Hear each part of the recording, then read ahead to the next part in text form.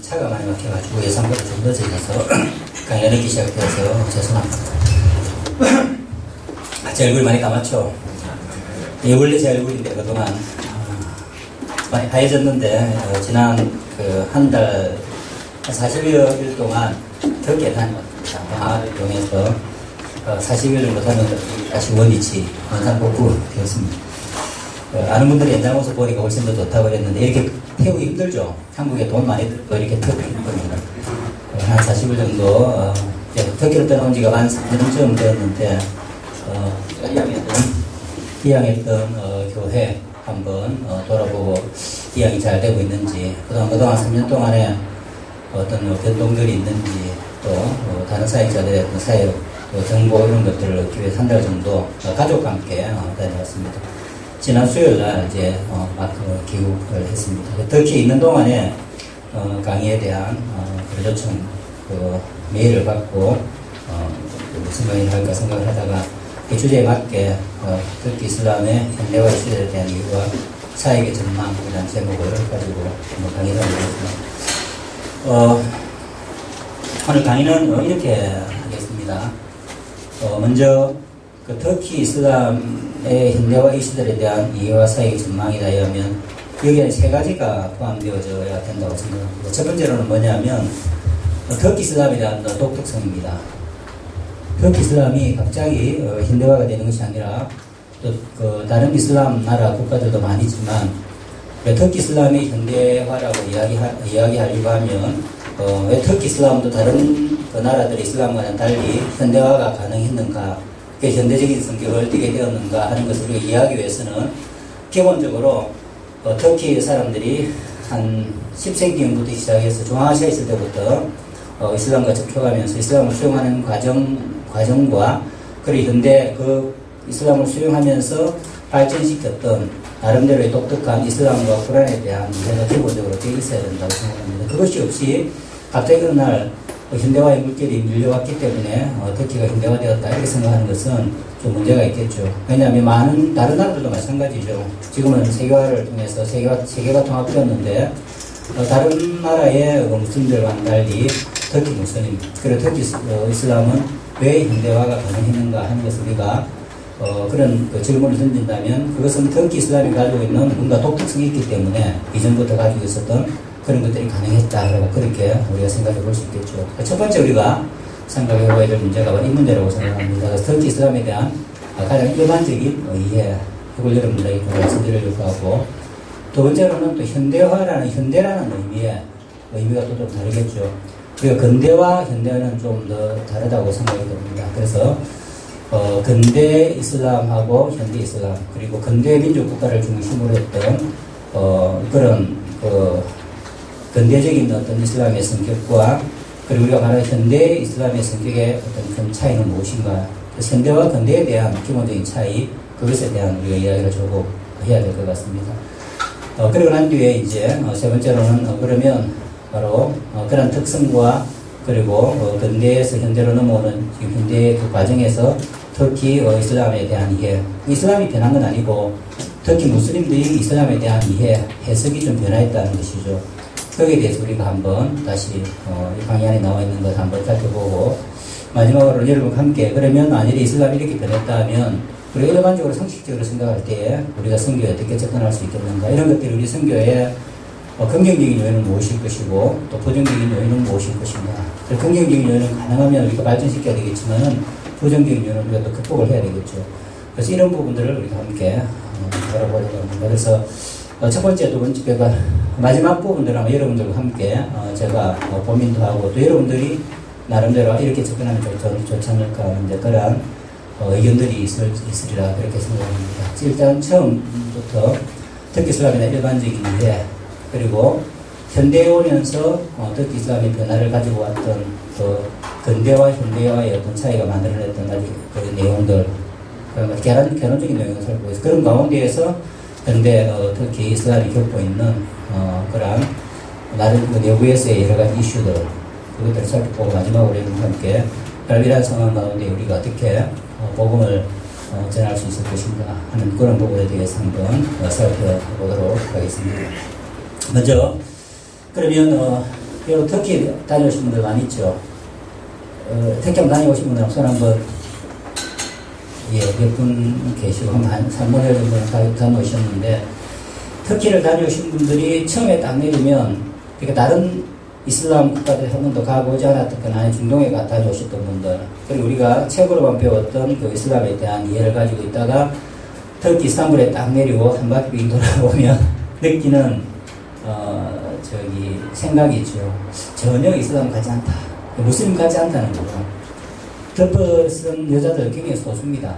그리고 덮어 쓰긴 했지만 굉장히 현대화되어 있고, 모스크 옆에 술집 있고, 그 다음에 다니다 보면 하루 기도 시간이 알리는데 아무도 관심이 없고, 이게 도대체 이슬람 나라가 맞는가 하는 그런 생각들이 들게 될 겁니다. 그런데도 막상 동네 보면 아무리 작은 마을에도 두세 개의 모스크는 기본적으로 다 들어있고, 여러분들이 만일에 이제 터키 말을 좀 한다면 개인적으로 만나서 그분들에게 그래도 여쭤보고, 이거 보니까 이거 뭡니까, 이거 사이비 같다. 말은 무슬림이라고 하더라도 실제적으로 생활하는 거 보니까 전혀 무슬림 같지 않다. 그런 생각하고 우리가 이렇게 얕잡아보고 이렇게 덤벼들면 굉장히 또 충격을 받게 됩니다. 그런데 굉장히 강한 이슬람에 대한 자부심, 그리고 자신들이야말로 가장 바로 믿는 바른 이슬람을 실천하는 그런 무슬림이다 하는 것을 이렇게 주장하는 내용들을 느껴보게 될 것입니다.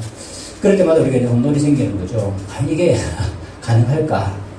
그리고 굉장히 산업이 발전되어 있습니다. 여러분 가서 보시면 알겠지만 국민소득이 12,000불입니다. 제가 처음 들어갔을 때 92년에 갔을 때 1,600불이었거든요. 1,800불.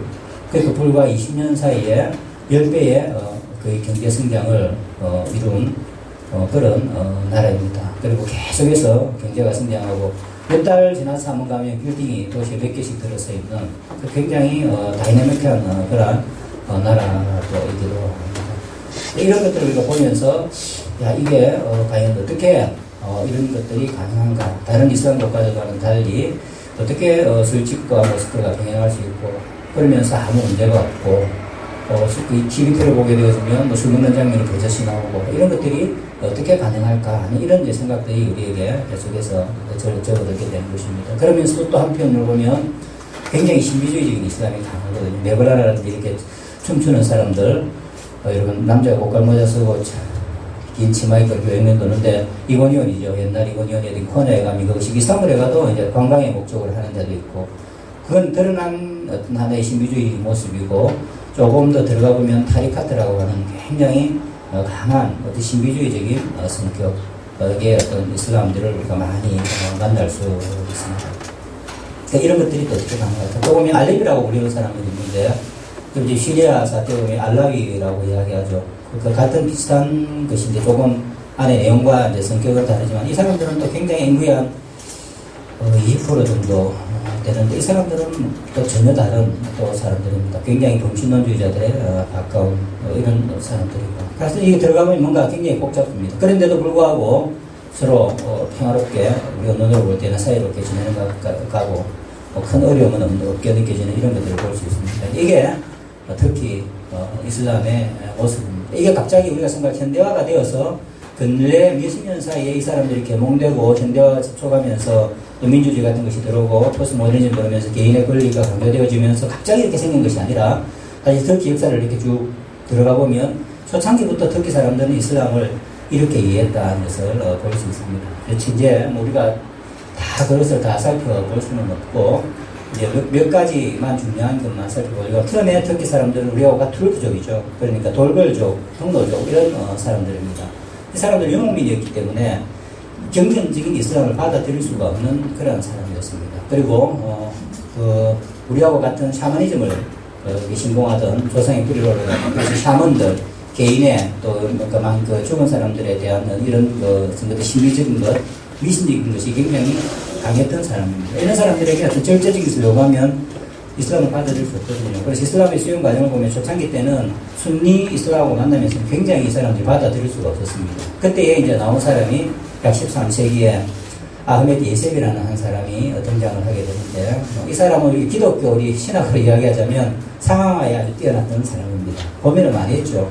우리 터키 사람들이 무슬림 이슬람을 받아들이려고 하면 순니 이슬람 가지고는 안 된다는 거죠. 갑자기 이렇게 뭐 별거 모르는 사람들 매일 말 타고 남자 여자가 말 타고 같이 날아야 되는데 여자들 덮어쓰고 집에 있으라 하고 남자들은 가만히 이건 안 된다. 그래서 했던 것이 뭐냐면 상황화의 이론이라고 할 수 있는데 터키 이슬람을 만든 것입니다. 그게 뭐냐면 약간 수피즘적인, 그래서 과거에 있는 그것들은 그대로 다 유지하되, 그러니까 그 종교의 형식이나 이런 것들은 다 있지만은 이름만 다 갖다가 바꾼 것입니다. 그러니까 옛날에 무당의 샤먼의 이름을 이마음으로 바꾸게 되고, 지금 우리가 아프리카 같은 데서 일어나는 어떤 그런 기독교, 혼합주의적인 기독교하고 비슷하다, 그렇게 생각을 합니다. 어쨌든 그것을 받아들이면서 너희들 많이 안 바뀌고도, 그리고 이슬람을 받아들일 수 있다 하는 것을 이제 이 사람들한테, 그러면서 주로 많이 사용한 것이 경전을 사용한 것이 아니라, 경전은 알아보들 수가 없으니까 주로 시라든지 노래라든지 아주 간단한 이런 것들을 가지고 이제 이 사람들에게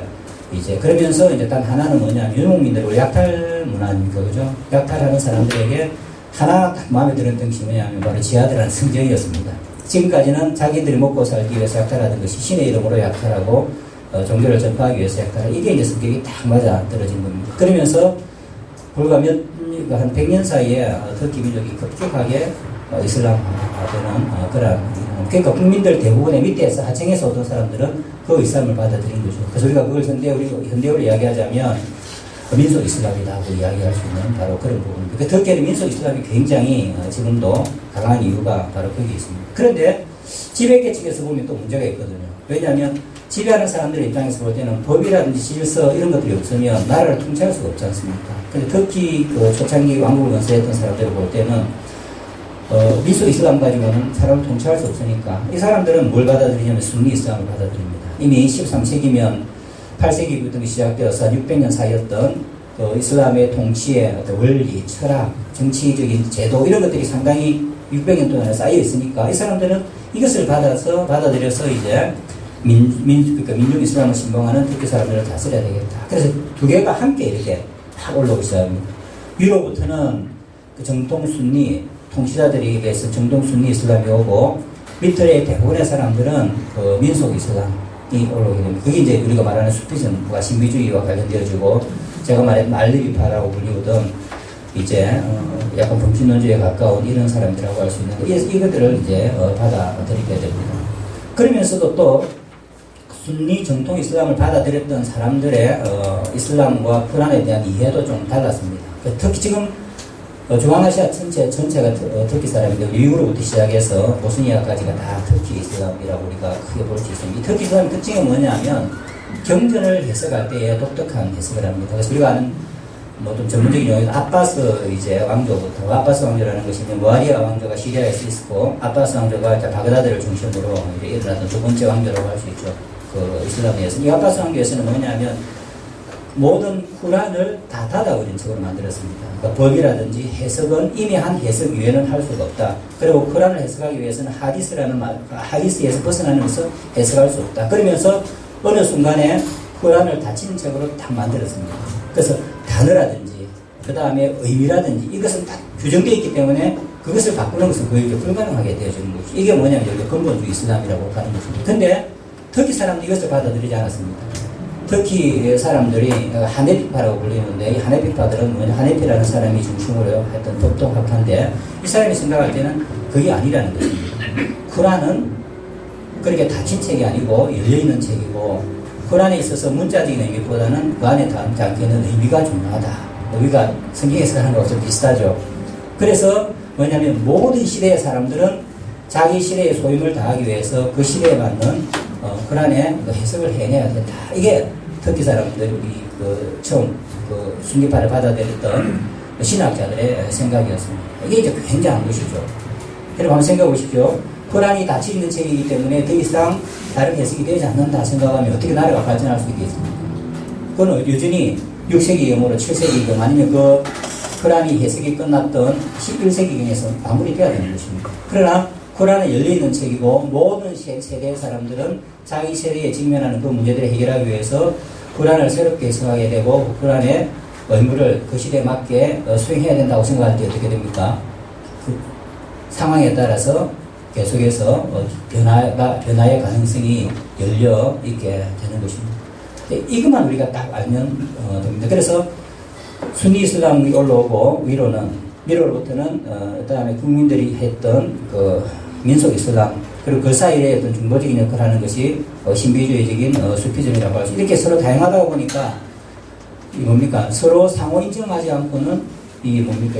해소할 수 있는 방법이, 공존할 수 있는 방법이 없었습니다. 그래서 터키 이슬람은 처음부터 굉장히 관용이 많았던 그런 이슬람입니다. 그래서 너그방식대로 믿어도 되고, 우리 막 수피즘 자체가 그렇습니다. 그러니까 터키, 사실은 터키 이슬람 한국 거는 우리 눈으로는 우리는 터키 이슬람을 잠깐 그 순니 이슬람이라고 이야기, 하니프와 순니 이슬람이라고 하지만 막상 들어가게 보게 되어지면 순니 이슬람의 영향보다 더 큰 것이 뭐냐면 수피즘입니다. 수피즘 신비주의의 특징이 뭐냐면 보편성이죠.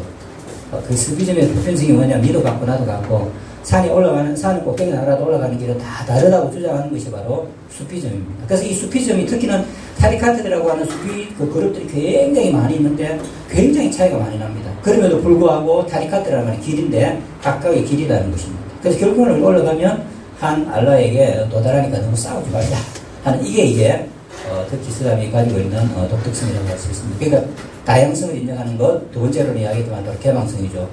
쿠란과 이슬람은 항상 새롭게 해석할 수 있는 여지가 있다 하는 것을 남겨둔 것이죠.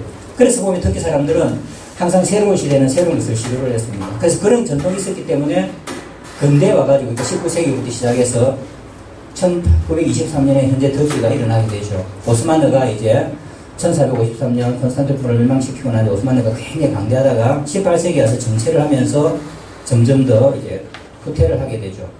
그때 이제 나왔던 선각자들은 뭐냐면, 우리가 후퇴하는 것은 뭐냐면 이슬람을 재해석하지 않았기 때문이다. 그래서 그때 일어났던 계몽주의라든지 서구의 과학과 기술의 발전에 우리가 문을 닫아버리고 계속해서 있으면 우리가 진보가 없다. 그러니까 우리가 우리의 신앙의 선배들이 가르쳐준 것처럼 우리가 이 시대에 맞게 쿠란을 재해석해내야겠다 하는 그런 움직임들이 막 일어나기 시작했습니다. 그 움직임이 지금 현대 터키 이슬람을 주도하는 수상부터 시작해, 수상부 신학교 출신입니다. 이 사람들이 바로 배웠던 것입니다. 그래서 우리가 만일에 이슬람을 지키기 위한, 우리가 변하지 않고 화석화되어 있으면 그걸 이슬람을 잃어버리는 것이고, 우리가 시대에 맞게 신의 뜻에 따라서 쿠란을 제대로 해석해내고 문자에 얽매이지 않고 정신을 살려서 우리가 시대에 맞는 그러한 우리가 재해석과 그 시대에 맞는 그 삶을 산다면 이슬람은 살아남을 것이다.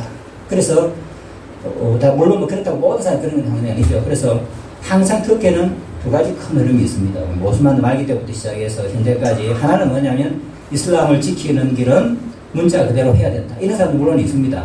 제가 고신 출신인데 고신이 좀 그렇죠. 성경은 절대로 바꾸면 안 된다. 안식일은 주일이고, 지금 우리 딸도 제가 안 가르쳤는데 12시까지 공부도 안 합니다. 그래서 주일날 12시 땡기면 그때부터 안식일 지나서 내가 제발 좀 그래 하지 말았는데 왜 그래? 이슬람 나라에서 태어나서 그런지는 율법주의적이냐 아니면 아빠 그런 게 아니고 교회에서 그래 배웠답니다. 이게 이제 문법적인, 문자적인 의미죠. 그러나 이제 의미적인 뭐냐면 문자의 밑에 있는 원래 의미는 뭐냐면 주님께 다 맡기고 영적인 힘과 그리고 육체적인 힘을 누리라 하는 하나님 즐거워라. 이게 이제 원래 의미인 것입니다. 터키에서 똑같습니다. 그 터키 이슬람은 한쪽은 뭐냐면 문자적으로 다 지켜야 된다. 이 사람은 아랍의 근본주의 운동과 함께 가는 거죠. 그러나 대부분의 터키 사람들은 그것이 아니라 현대에 맞게 해야 된다 하는 이런 것의 내용입니다. 가령 예를 들면 이런 것입니다. 세계화가 일어나지 않습니까? 세계화가 있는데 어떤 사람들은 세계화를 두려워할 것입니다. 완전히 너무 닫아야 된다. 나쁜 할리우드 문명이라는 게 다 들어오니까 막아야 된다 생각하는데 그 개방적인 사람들은 뭐냐면 이것을 재해석하는 것입니다. 세계화는 결국에는 세계가 열린다는 말인데 결국에는 이슬람을 전파하기가 좋다는 말 아니까 국힘도 다 없어지니까 우리가 그걸 적극적으로 문을 닫을 것이 아니라 활용해서 나아가야 된다. 이렇게 생각하는 사람들이 바로 현대 무슬림들이라고 할 수가 있죠. 그래서 이제 이것이 처음 10세기부터 시작해서 터키 이슬람을 받아들였던 터키 사람들이 지금까지 계속해서 일어나오는 전통입니다. 또 하나가 뭐냐면 마지막에 도 중요한데 국가주의 전통입니다. 그러면서도 항상 터키 민족은 단 한 번도 개인이나 어떤 종교단체가 국가의 우위에 서서 국가를 지휘해 본 적이 없습니다. 우리가 말하는 오스만르 시대 때도 황제죠. 우리가 생각하는, 이런 생각, 오스만 황제는, 그러니까 칼리프가 있으니까 동시에 이슬람 법에 따라서 다 안 다스렸겠나 생각하지만은 천만의 말씀입니다. 물론, 저것도 중요했지만은, 이슬람 법도 중요했지만은, 오히려 이 사람 생각할 때는 이슬람 법보다 더 중요한 것은 왕이 내릴 법입니다. 그러니까, 저기 뭡니까? 이슬람의 율법인 셰리아에 없는 것도 왕이 넣으면 해야 되는 것입니다. 그래서 항상 종교인은 왕이 통제하고 왕이 임명하고 통치에 필요하기 때문에 움직였던 사람, 통치에 필요 없으면 다 갖다 치워버렸습니다. 그러니까 뭐냐면 항상 터키 사람들이 생각하는 이슬람은 국가에 동원하고 국가가 주도하는 바로 그러니까 종교가 정치에 귀속되어지는 것입니다. 이건 나중에 굉장히 중요한데 왜냐하면 터키에서 이걸 우리가 세속주의를 받아들이죠. 많은 사람들이 생각할 때 우리가 터키는 세속주의 율법을 받아들인다. 그렇게 하면 자유가 있나? 전도의 자유도 있고 교회도 마음껏 세울 수 있고 종교가 우리가 마음대로 전도할 수 있는 자유가 있지 않느냐. 이게 뭐냐면 종교와 정치가 분리된 것이니까 그걸 우리가 또 세속주의라고 하지 않습니까? 우리나라처럼. 근데 터키 사람들이 세속주의라는 말은 우리하고 전혀 다르게 이상하게 이해합니다. 그 말은 뭐냐면 정치하고 경제하고 분리하는 것은 맞는데 정치하고 종교하고 분리하는 것은 맞는데 분리해서 종교가 정치가 종교를 통제하는 것이 바로 이 사람들은 세속주의다. 그렇게 부르는 것입니다. 어쨌든 이게 이제 국가 중심의 이슬람의 제도가 굉장히 강했습니다. 여기 중앙아시아라든지 한번 터키 나라들이 다스리는 나라를 보십시오. 공산주의가 일어났죠. 공산주의가 바뀌고 난 뒤에 이슬람으로 회귀하고 터키 독립국가 되었지만 전부 다 독재하고 있습니다. 지금 모든 우즈베키스탄이나 카자흐스탄이나 키르기즈 어떤지 정치가 종교를 다 지배하죠. 그래서 기독교만 핍박하는 것이 아니고 이슬람도 핍박합니다. 정치에 약간이라도 손해가 될 것 같다든지 통치하는 사람들에게 뭔가 손해가 될 것 같으면 여지 없이 종교인들을 핍박을 해버리고 이슬람도 이렇게 압박을 하고 있습니다. 그런데도 국민들은 거기에 대해서 아주 기분이 나빠하지 않습니다. 그건 당연하다 하는 생각을 그러니까 국가가 없으면 종교도 없다. 국가가 없으면 이슬람도 없다. 이런 생각들을 가지고 있기 때문입니다. 결론적으로 이야기하자면 터키 사람들이 생각하는 이슬람은 그 다양성을 인정하는 것입니다. 초단지부터. 두 번째는 변화에 굉장히 개방적입니다. 항상 불안을 재해석할 수 있는 현실에 맞게 상황에 맞게. 세 번째는 항상 종교가 국가의 주도하에 놓이게 되어 있는 이 세 가지가 이제 터키 이슬람의 특징이라고 할 수 있습니다. 이것이 왜 중요하냐면 현대 터키의 모습을 만들어내는 이슬람의 모습을 만들어내는 지금 천년 동안 이어져 왔던 기본 이슬람 터키 사람들이 생각하는 이슬람의 이해가 바로 여기에 놓여 있다. 이것을 모르면 왜 터키가 왜 이럴까 하고 이해를 잘 못하게 되는 거죠. 두 번째로는 근대화인데 현대의 차이인데 왜 그런 근대 이슬람하고 현대 이슬람하고 다르냐면 간단하게 한마디 다른 것보다는 하나만 이야기하면 될 것 같습니다. 근대는 민족국가죠. 근대는 이제 민족국가이기 때문에 민족의 자기 운명은 자기가 결정한 우리 3.1운동 같은 게 이렇게 우리 독립운동할 때도 바로 민족 자율주의 운동이 일어났죠. 이게 따라서 터키가 독립한 것입니다. 터키라는 나라는 1923년까지 없었고 터키라는 이름도 없었습니다. 우리가 생각하면 터키가 옛날부터 오스만 시대부터 오스만 터키 지금 우리가 역사책에서 그렇게 이야기하지만 오스만 시대 때는 단 한 번도 자신들을 터키라고 이야기해 본 적이 없습니다.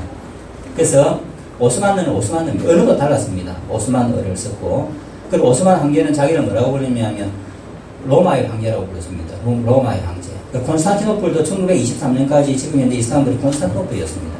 왜냐하면 항상 법적으로 자기는 다민족 국가이기 때문에 유럽과 아시아와 아프리카를 옛날 로마가 통치하던 지역을 통치했기 때문에 자기는 로마의 합법적인 후계자였다는 것입니다. 다민족 사회를 하던. 그래서 이름도 그대로 콘스탄티노플을 썼다가 근대 이제 1923년에 터키가 독립하면서 민족국가가 되면서 콘스탄티노플이 이제 이스탄불로 이름이 이제 바뀌게 되는 거죠. 이름이 뭐냐 이스탄불이라는 말은 이슬람볼, 특히 말하면 이슬람이 많다는 의미입니다. 그래서 이 어떤 이름을 하나 만들어 내었습니다. 어쨌든 그러면서 이제 오스만의 제국 시대 때 터키라는 것은 뭐냐면 우리로 말하자면 오늘 집시하고 이런 거 집시나 산에서 그냥 양육이고 그냥 유목민 생활하던 아주 멸시하는 이런 사람들을 썼고 사람들은 오스만어를 다 썼습니다. 그런데 이제 18세기 말부터 시작해서 이제 민족주의 운동이 일어나면서 나라들이 다 오스만에 있던 나라에 독립을 하기 시작했습니다. 특별히 발칸반도에 있던 헝가리, 그 다음에 루마니아, 불가리아, 그리스, 유고 연방에 내가 있는 나라, 이 나라들이 다 독립을 하는데, 독립할 때 뭐로 독립하느냐면 전부 기독교가로 독립하죠. 그러니까 종교와 나라가 일치가 되어서 언어와 종교가 중심으로 해서 다 독립을 하죠. 동쪽으로는 누가 독립했냐면 그루지아, 그 다음에 아르메니아, 그리고 또 밑으로 보니까 이집트나 그 다음에 사우디아라비아, 이라크 이런 나라들이 다 시리아 이런 나라에 독립하는데 보니까 독립하는 그 요소들이 뭐냐면 종교와 언어 공동체를 독립을 하는 것입니다. 그러다가 이제 터키가 독립운동을 벌였는데, 왜냐면 다 떨어져 나가니까, 그럼 우리는 뭔가 할 때에 이제 뭔가를 만들어내야 되는 겁니다. 그때에 이 사람들도 생각할 때 뭔가 있어야 되는데, 우리는 뭔가 할 때에 첫 번째가 뭐냐면 이슬람입니다. 놀랍게도 그 당시 터키 언어라는 게 없었습니다. 오스만어를 쓰니까. 그래서 이 터키가 독특하게도 1939년에 현대 터키를 만들어냅니다. 1923년에 독립한 사람들이 1939년에 와서 이 알파벳을 만들고 새롭게 언어를 만들어낸 게 터키입니다. 그러니까 터키는 굉장히 신생이라고 할 수 있습니다. 그 만들어가지고 사람들에게 교육시켜서 불과 70년, 80년 만에 터키 사람들의 말이 다 바뀐 거죠. 그래서 터키 말에는 사투리가 없죠. 경상도 사투리가 없어지 않습니까? 터키에는 사투리가 없습니다. 왜냐면 만든 지가 얼마 안 되니까 사투리가 발생할 수 있을 만한 여유가 아직 없는 거기. 앞으로는 이제 조금씩 생기겠죠. 지금은 이제 조금씩 성격에 따라서 애기적 사람들은 좀 성격이 급하니까 단축어가 나오고, 좀 중앙에 있는 사람들은 또 말이 기니까 좀 더 긴 말이 나오고 해서 동사의 변화에 하나씩 동사의 변화에 어떤 조짐이 나타나긴 하지만 어쨌든 그런 겁니다. 그래서 이제 터키 사람들은 두 가지를 강조하는 것입니다. 첫 번째는 뭐냐면 종교적으로 무조건 무슬림이어야 한다는 겁니다. 이기 때문에 생긴 것이 뭐냐면 1923년에서 25년 사이에 인구 막교환입니다. 이 인구 막교환이 뭐냐면 지금 현재 터키 1923년에 독립해서 터키 땅에 살던 모든 기독교인은 다 떠나라는 것이에요. 떠날 땅. 그 사람들은 뭐 초대교회 때부터 있었던, 그리스 사람들은 호모 시대 때부터 있었던 수천 년을 살아왔던 사람이지만 종교가 다르면, 오스만어를 쓴다 하더라도 종교가 다르면 전부 다 떠나라는 것입니다. 그래서 1923년부터 25년 사이에 엄청난 약 300만의 기독교인들이 그곳을 떠나게 되죠. 그 대신에 말은 한마디도 모르고 오스만어를 모르지만 유고슬라비아라든지 그다음에 동유럽에 있던 무슬림들은 다 더군다나 알겠습니다. 그래서 일단은 하나의 무슬림 공동체를 만들었습니다. 근데 초창기 때 반대하는 사람들이 많았습니다. 건국하는 세력들 중에서도 우리가 지금까지 다양하게 살아왔는데 기독교인들이 다 나가버리거나 기독교인들이나 유대인들이 주로 상권을 장악하고 있었고 기술 같은 거, 상업 같은 걸 다 담당하고 있었는데, 레반트라고 그러죠. 지중해 지역의 우역을 다 담당하고, 사람들 다 나가고 나라를 누가 한국에 살리냐.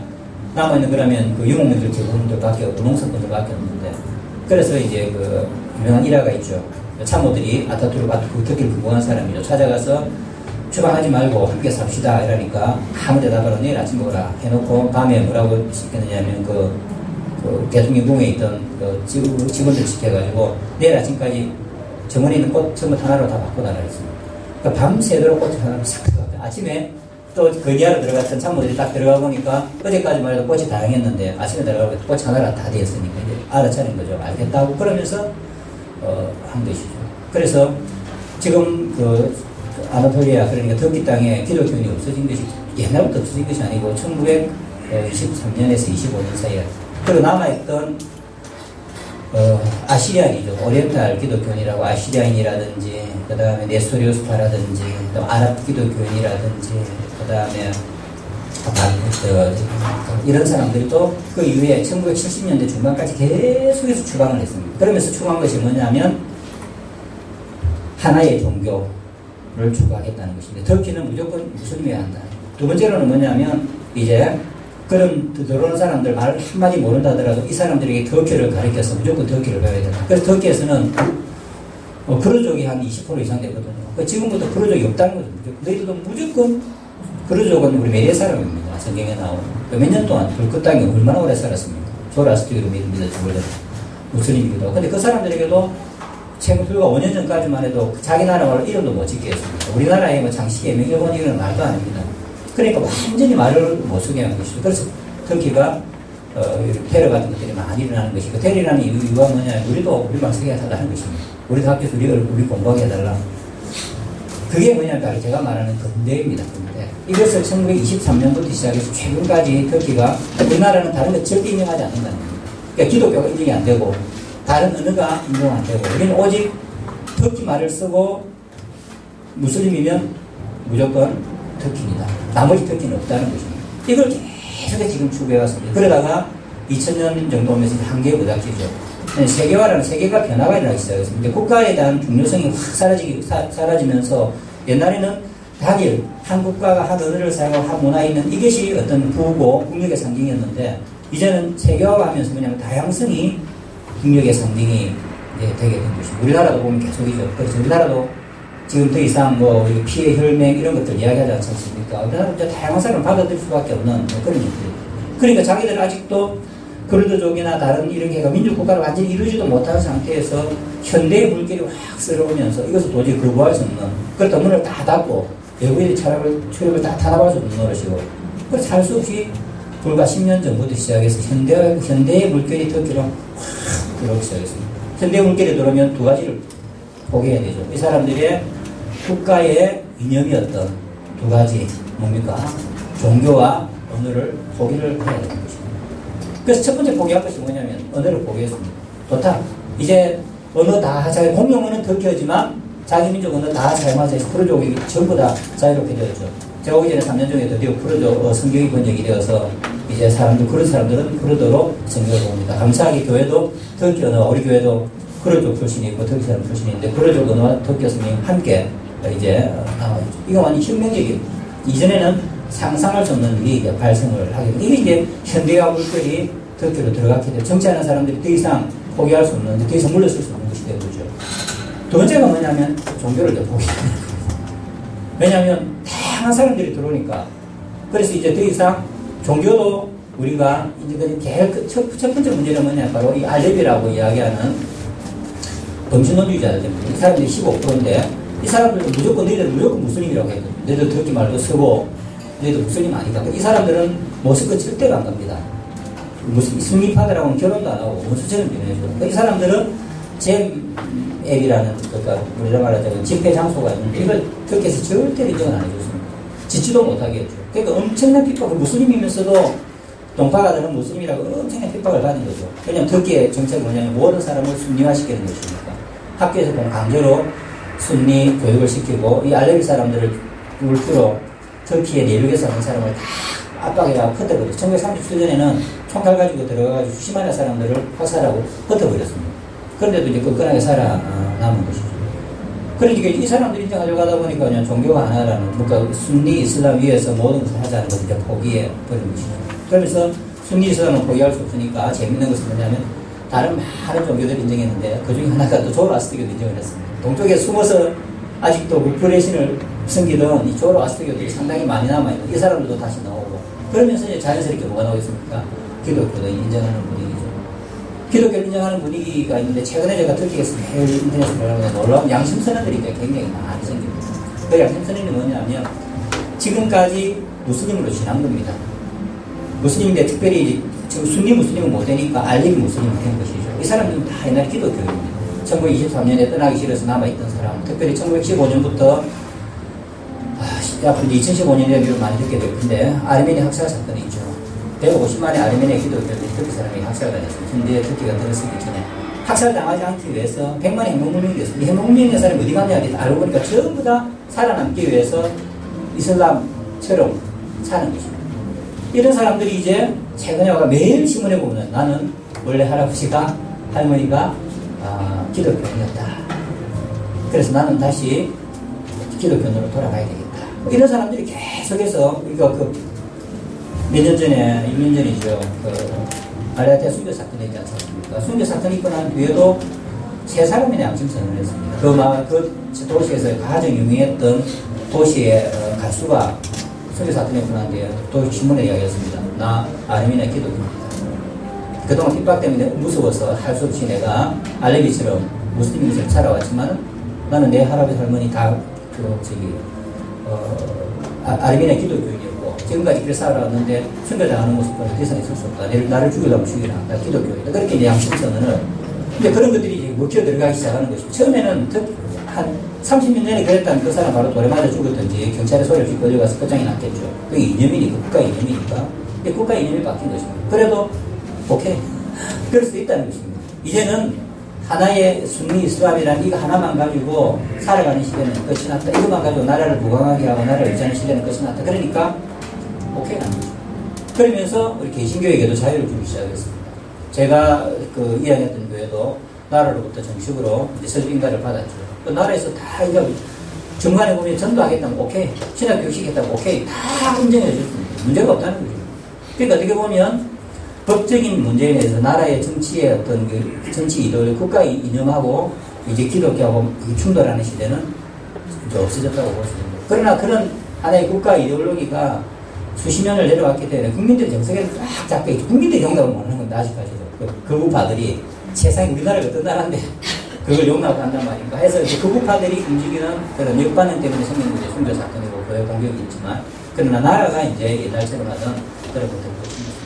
이게 제가 왜 중요한 우리가 선도를 할 때 중요한 특히 현대 이슬람을 이해하는 게 굉장히 중요한 것입니다. 안 그래도 간용에 대한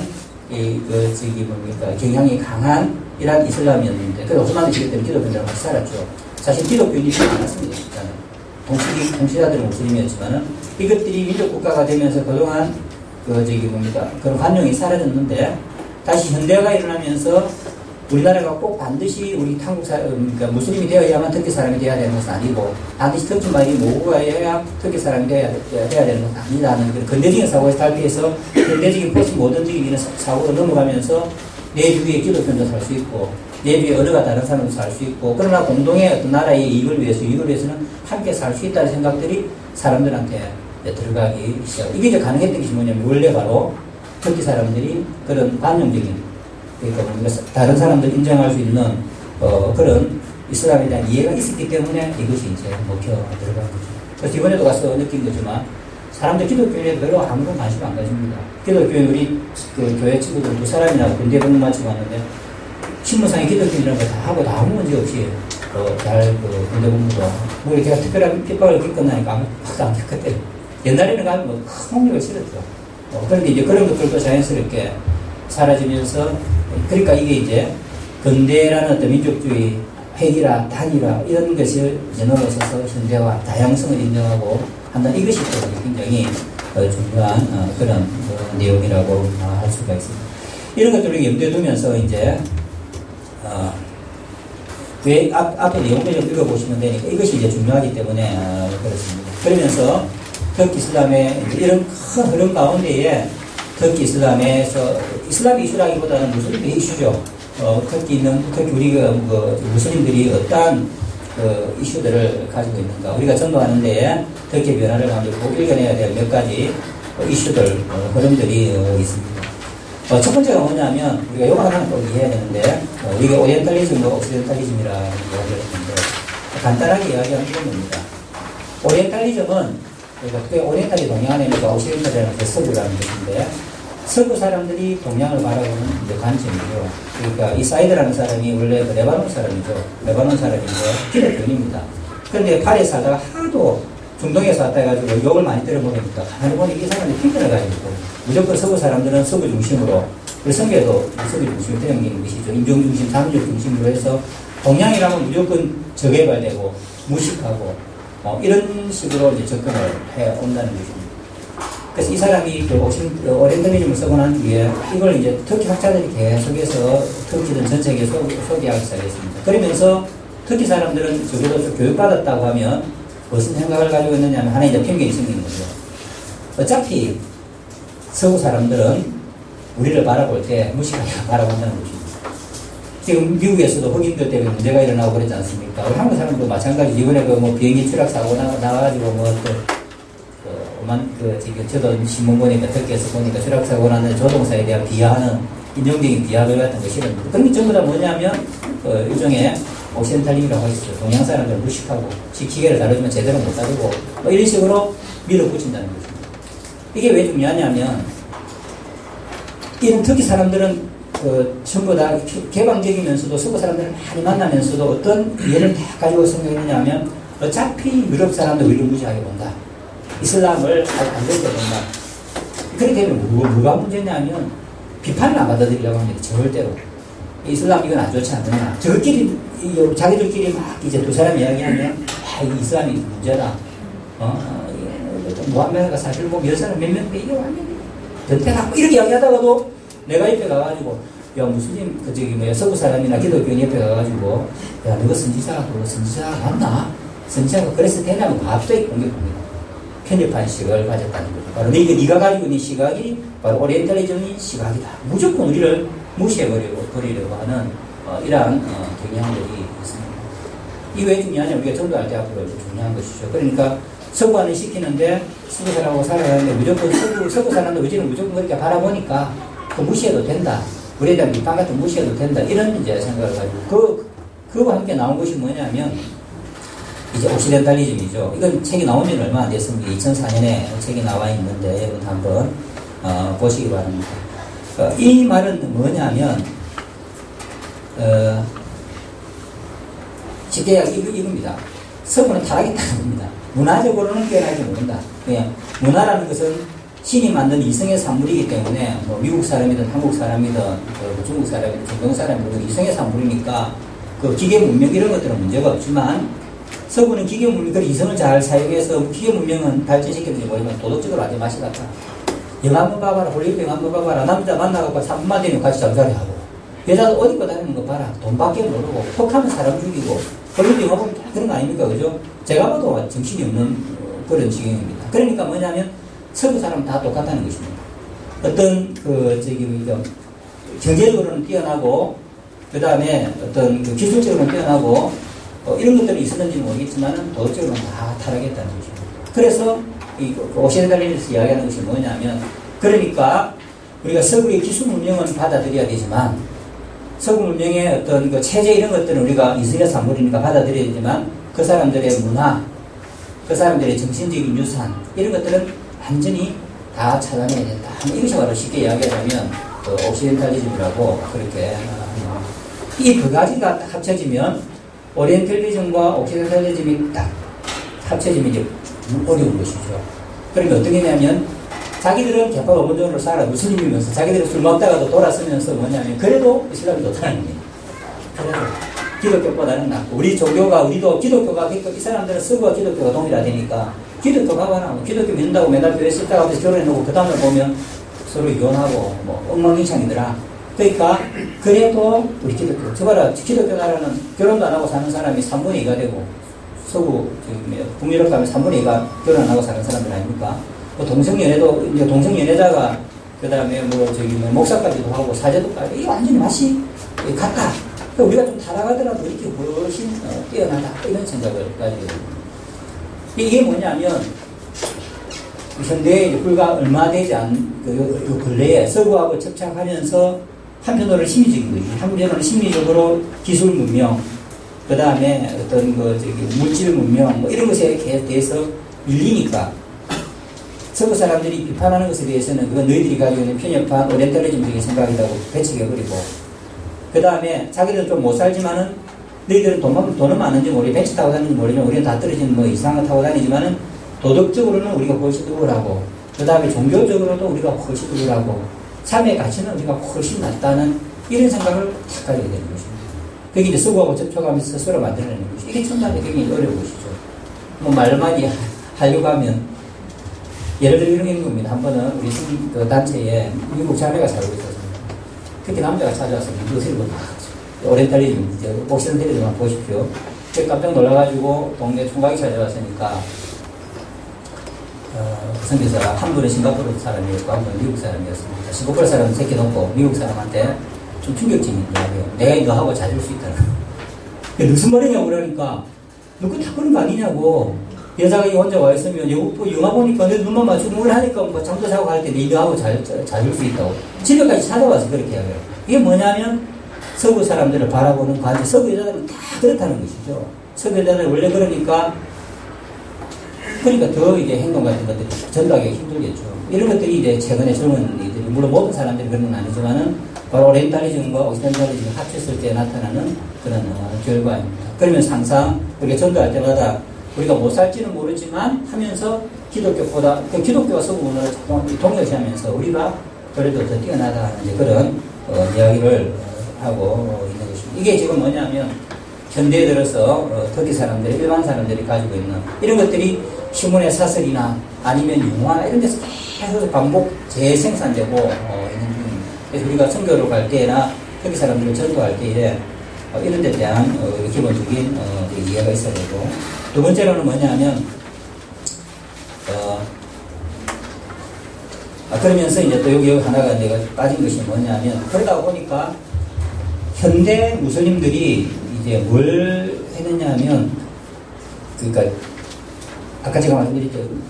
이슬람을 현대화하는 것이 아니고 현대화를 이슬람을 해야 된다. 그 말은 뭐냐면 현대라는 상황이 변했으니까 코란을 가지고 현대를 재해석을 해서 코란에게 알라의 어떤 그 봉사에 사용해야 되고, 이슬람이 발전하고 코란이 더 드러나는 대로 사용해야 된다. 그러니까 그러기 위해서는 다 서구의 문화를 받아들여야 된다. 서구는 서구 문화가 맞는 것이 아니라 기독교가 맞는 것이 아니라 인간의 보편적인, 알라가 맞는 보편적인 이성이 맞는 거기 때문에 아무 문제가 없다 하고 이제 받아들이자고 주장하는 사람들이 있습니다.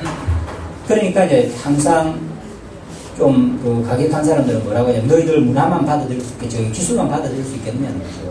기술하고 문화는 항상 같이 들어가는 것인데 어떻게 그것만 따로 분리해가지고 뭐 이렇게 정서 처리하는 것도 아닌데 우리 받아들일 수가 있는, 거기에 대해서 반대하는 사람들이 굉장히 많이 있습니다. 그러다 보니까 오히려 현대주의자들이 이제 더 조심하는 거예요. 왜 더 조심하느냐면, 혹시라도 그런 얘기 들을까봐. 이 사람들이 이슬람을 현대화해야 이슬람도 살아남고 터키도 살아남는다는 이러한 열정에 사로잡힌 사람들이죠. 근데 조금만 잘못했다 그러면 봐라. 문화와 그 기술을 분리한다는 게 가능하냐. 근데 기술 받아들인다지만 바로 문화까지도 늘 타락시키는 것이 아니, 이런 소리를 굉장히 듣기 싫어하는 것입니다. 그러다 보니까 뭐냐면 이런 사람들이 행동에 있어서는 참 보수와 경향을 가지는 대표적인 경우가 이제 복장의 문제라고 할 수 있습니다.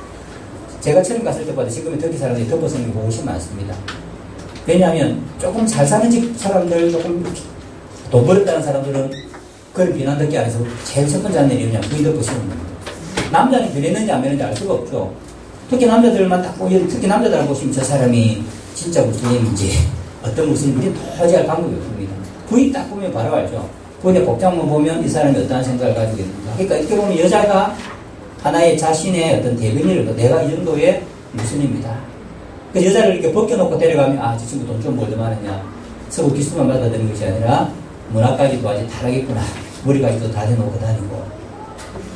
그런 소리 안 들으려고 하면 부인을 이제 덮어 씌워야 되는 것입니다. 최근에 불과 한 10년 사이에 2000년 이후부터 터키 여자들이 덮어 쓴 사람들이 몇 배가 지금 늘었습니다. 근데 덮어 쓴 게 까맣게 덮어 쓴 게 아니고 멋있죠.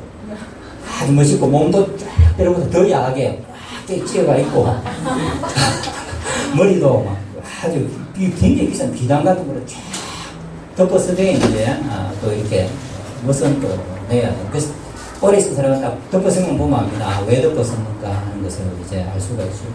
이런 현상들이 이제 나타나고, 그러면서 어떻게 보면 혼돈이죠. 그러니까 사실 터키 사람을 만나보면 무엇이 옳은가? 그래 하면서 이게 정말 바른 것인가? 그러면서 굉장히 어정쩡합니다. 현대를 따라가야 되는데 과연 기술만 받아들일 수 있을 것인가? 좀 왔다가 이렇게 터키 사람들이 지금 굉장히 혼동스럽던데 정신이 이런 상태에 있다는 것을 우리가 알 수 있고, 두 번째로는 경전 해석의 다원함. 이것도 굉장히 중요한데, 경전 해석의 다원함이라는 말은 코란과 하디스죠. 하디스를 해석하는, 원래 전통적으로 이슬람 신학에 의하면 모든 사람들이 코란을 다 해석할 수 있습니다. 기독교하고 비슷합니다. 원래 그 성직자 계급은 없죠. 특별히 이슬람 무슬림들이 늘 잘하는 것이 뭐냐면, 기독교는 성직자, 주로 이제 캐톨릭 이야기하죠. 그래서 성직자가 있지만 우리 이슬람은 성직자가 없다. 모든 사람들이 다 신 앞에서 평등하고 모든 사람들이 사실입니다. 우리 신학에 의하면. 쿠란도 모든 사람들이 다 읽을 수 있다. 말은 그렇게 하지만 실제적으로는 모든 사람이 알아볼 읽을 수도 없고 또 신학에 대한 깊이 이해할 수 없으니까 결국에는 울레마라고 부르는 이제 전문적인 학자들이 쿠란을 번역해내고 그 다음에 독 같은 것들도 해석해내고 만들고 하죠. 근데 제가 말씀드렸지만 터키 같은 경우에는 이 울레마들을 조정하는 사람들이 누구냐면 정부 관료들인 것입니다. 정부가 편리하게 정부가 지시하는 대로 국가의 이념에 맞게 계속해서 이제 해내야 되는 게 이 사람들의 그러니까 터키는 성직자들 전부 다 공무원입니다. 저도 이맘 친구들이 몇 명 있었는데 항상 한탄하는 것이 그겁니다. 우리가 공무원 월급 받지만 우리가 할 수 있는 것은 아무것도 없다. 제가 오늘 설계하지 않습니까? 설계 전부 다 복사됩니다. 복사돼가지고 나라로 다 가가지고 나라의 반정부적인 설교 한번 했다면 그 다음날 바로 잘립니다. 그러니까 반정부적인 그 다음에 나라에서 이거 설교하면 다 그거 설교해야 되는 거죠. 그게 지금 특히 이슬람의 모습이라고 할 수 있습니다. 그러면서 동시에 어떤 사람이 이제 그러니까 지금까지는 뭐냐면 어떤 성경 코란의 한 구절을 두고 이게 무슨 뜻인가 이렇게 이야기하면 딱 정해져 있었으면 제가 이야기했죠. 울레마들이 만든 것이 딱 정해져 있었으면 지금까지는 그럴 수밖에 없었습니다. 그런데 인터넷이 발전하고 익명의 세계가 열린 거예요. 그러면서 이제 사람들이 교육 수준 높아지니까 특별히 학자들이나 의사들이나 사회 에디트 사람들은 자기들이 공부하면서 알아보도 알고 하다 보니까 자기가 코란 아무리 봐도 아닌 것 같거든요. 그러면 드디어 이제 글을 하나씩 쓰기 시작하는 것입니다. 인터넷에 올려가지고 코란 바로 알기 만들어가지고 그렇게 이야기하는데 나는 문제가 있다 해서 올리는 것입니다. 이게 도대체 서버가 어디 있는지 알 수도 없고 막을 방법도 없고 그러면 당신은 그런데 나는 이렇다는 것이 우주성처럼 그러면서 최근에 몇 년 사이에 중요한 변화가 일어나는 것이 뭐냐면 내가 보기에는 이렇다는 거예요.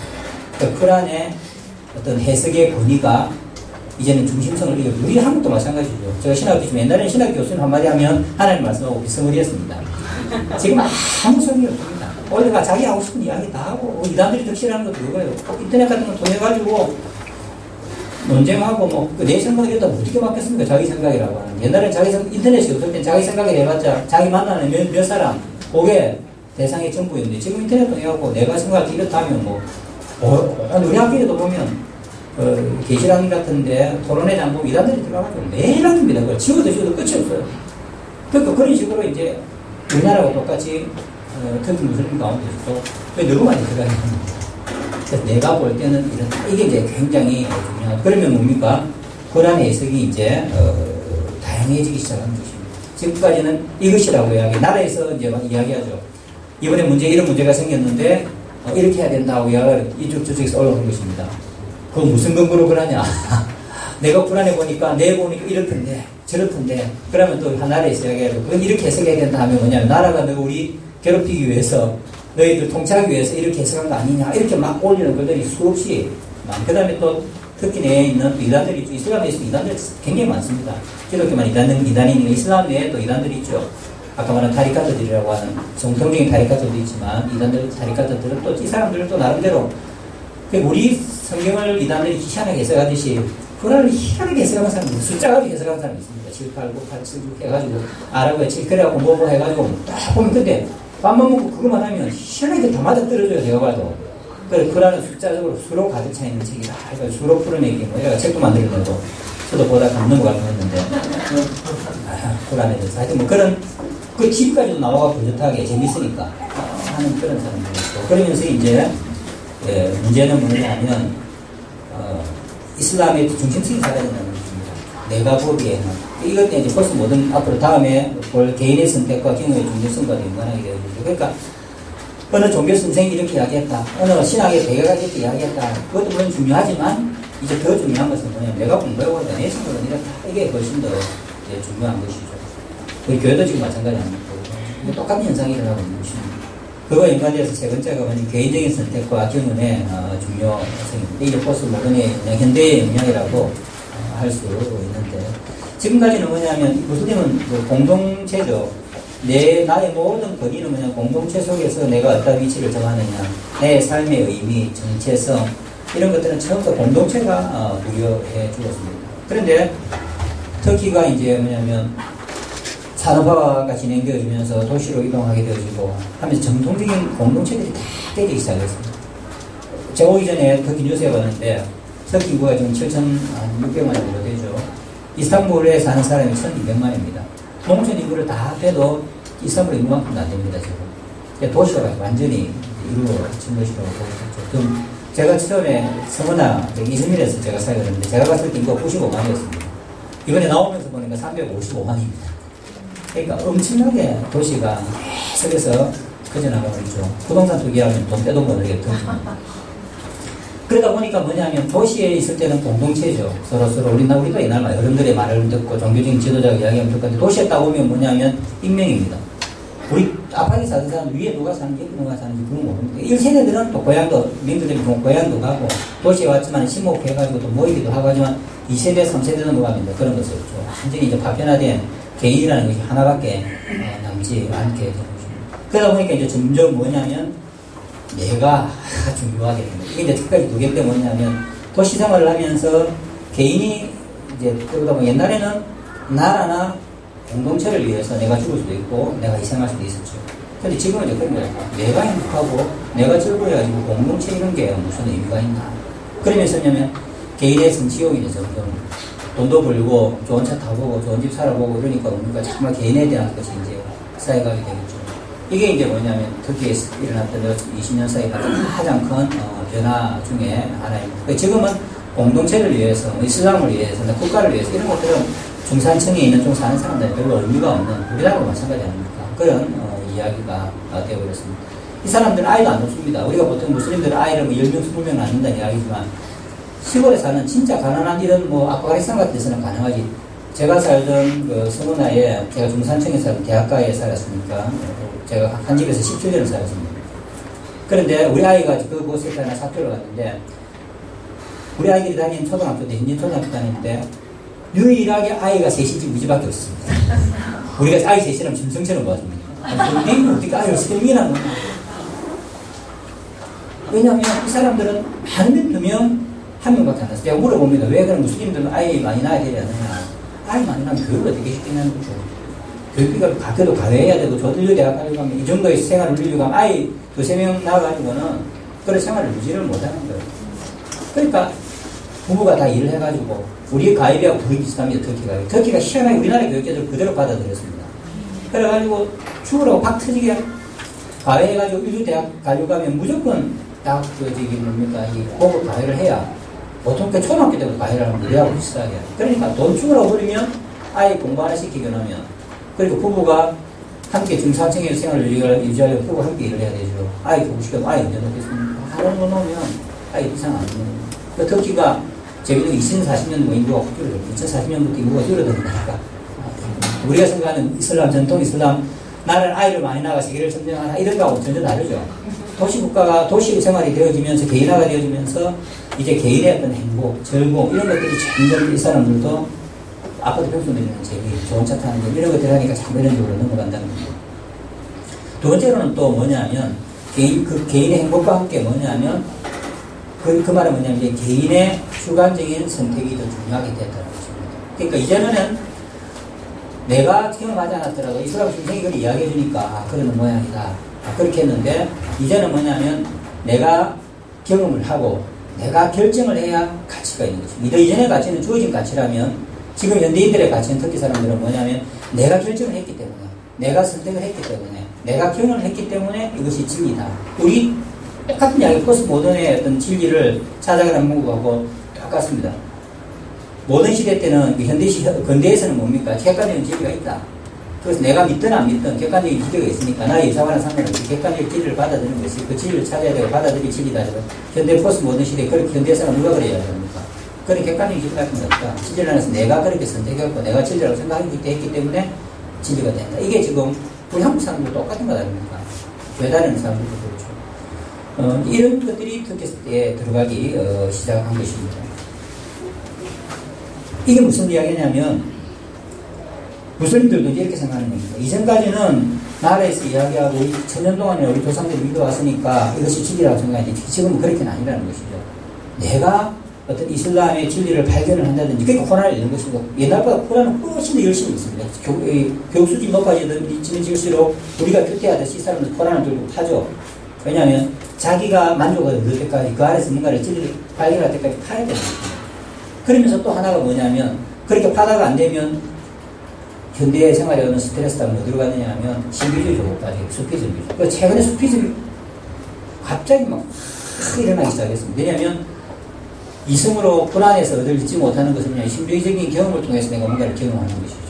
우리 기독교하고 비슷하죠. 기독교도 성령 운동 같은 것도 최근에 많이 일어나는 것이 뭐냐면 성경에서는 예수님 하나님이시다고 이야기하시는데 객관적인 진리 아닙니까? 그대로 믿음이라는 걸 받아들이고 믿으면 되는데 뭐 기타이 압니까? 그리고 뭔가 이렇게 뭔가 성경 체험을 하고 뭔가 확 해야 진짜 같다 이거. 내가 그때는 뭡니까? 성경이 진리이기 때문에 내가 그걸 받아들이는 것이 아니라 찌릿하게 와 내가 경험을 했기 때문에 그 진리를 확증하게 되는 거죠. 똑같은 현상이 그렇게 쓰는. 그래서 보니까 뭡니까? 이제 그 신비주의적인 것이 많이 일어나고 그 다음에 자기가 확신하기 위해서 스스로 노력하는 사람들이 굉장히 많이 생긴 거죠. 이것이 두 가지 함축하는 의미가 있는데 하나는 뭐냐면 이렇게 하다가 확 넘어가면 자살 폭탄 테러가 나오는 것입니다. 여러분들 그 지금 이번에도 시카고 어디 있습니까? 거기에서 있었던 어디죠? 미국에서 보스턴입니까? 마라톤 할 때 이런 사람들 전부 다 독한 사람들입니다. 유학 갔죠. 혼자서 쿠란 다 읽으면서 묵상하는 사람들입니다. 큐대하는 사람은 무서운 사람들입니다.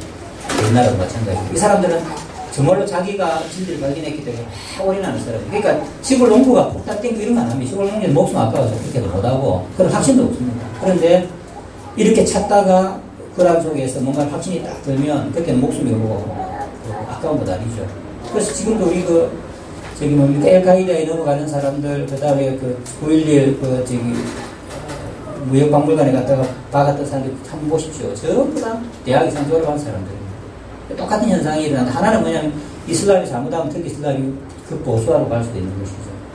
아니 그 다음에 하나는 뭐냐면 또 다른 의미는 뭐냐면 거기에서 해답을 찾지 못한 사람 우리한테는 이제 기회가 되는 것이죠. 아무리 해도 자기한테는 말이 안 맞는 거예요. 그런 사람들이 성경을 딱 주면 성경을 보면 눈이 확 돌아가는 거예요. 성경의 진리라는 사실이 확 눈에 이렇게 되어지죠. 그러니까 이런 사람들에게는 또 우리에게 새로 복음을 전할 수 있는 기회가 되는 것이죠. 그 다음에 전도의 방법도 나중에 결론적으로 전도의 방법도 이제 달라지는 것이죠. 차이가 더 이상 통하지가 않습니다. 영적인 네 가지 길이 있습니다. 이건 존재하는 거 아닙니까? 하나의 과정, 객관적인 진리가 있는데 네 개 중에 하나, 그 네 가지 길이 있다. 우리가 그런 식으로 딱 터키에서 이야기하면 웃기는 소리 하지 마라. 네 가지 길이 무슨 네 가지, 그건 누구 생각이지? 우리가 안 받아들이는 거예요. 그래서 요즘은 전도는 이렇게는 안 되죠. 뭐가 딱 하면 길을 기울이 네 가지 길이 있습니다. 막 쳐다도 안 봅니다. 그런데 닿게 되고, 내가 경험했는데 확 기가 옵니다.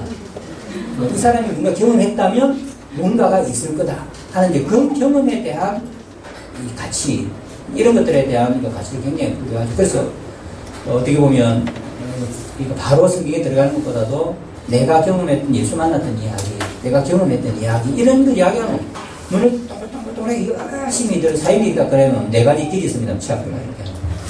그러니까 이런 것들이 뭐냐면 이제 그 현대인들이 삶이 변한 것이죠. 모던에서 이제 포스트 모던으로 이제 변한 것이라고 이제 할 수가 있습니다.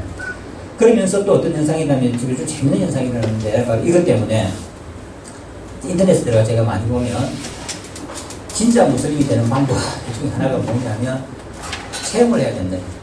그게 뭐냐면 중생의 체험을 해야 되는 거죠.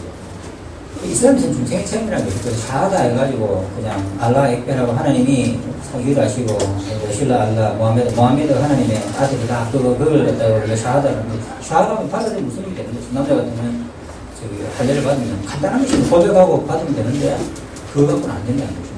그럼 어떻게 해야 되냐면 뭔가 거듭남의 체험을 해야 진짜 무슬림이 된다. 이게 어디서 나오냐면 기독교 영역에서 나오는 겁니다.